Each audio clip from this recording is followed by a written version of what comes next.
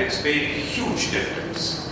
So one reason that I kind of expand the ambit of this panel's discussion is you need to look not just at infrastructure's impact into manufacturing, but the impact that that same infrastructure would have in trade, the same infrastructure would have on your GDP growth.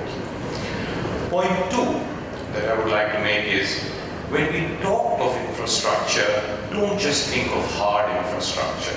The first thing which comes to mind, and obviously it is important, is to look at hard infrastructure, the need to improve roads, the need to improve ports, the need to improve communication, power. But mind you, both in terms of manufacturing as well as in terms of global trade, the soft part of infrastructure is as important. You don't have a regulatory framework which assists you. Any amount of hard infrastructure won't help.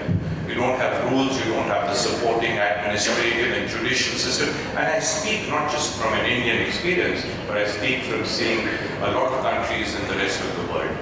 So do focus, and I think it's equally important when the message goes from industry to government, that do focus on the need to strengthen the soft infrastructure.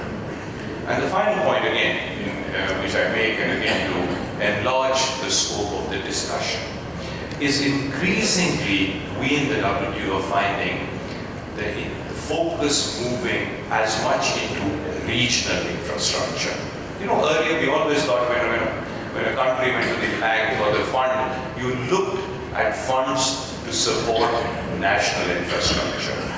Increasingly, we are finding, including in this global initiative on aid for trade, that the focus globally is moving to regional infrastructure. You've got to have highways and roads, transport corridors which stretch across countries. You have water corridors which stretch across countries. So infrastructure is increasingly becoming a regional focus. And I know in India too, the whole relation to Pakistan, to Iran, to Afghanistan is all being looked at as a regional corridor.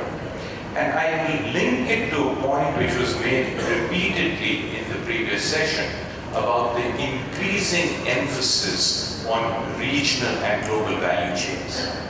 Countries and their manufacturing sectors are not going to be standalone manufacturing sectors.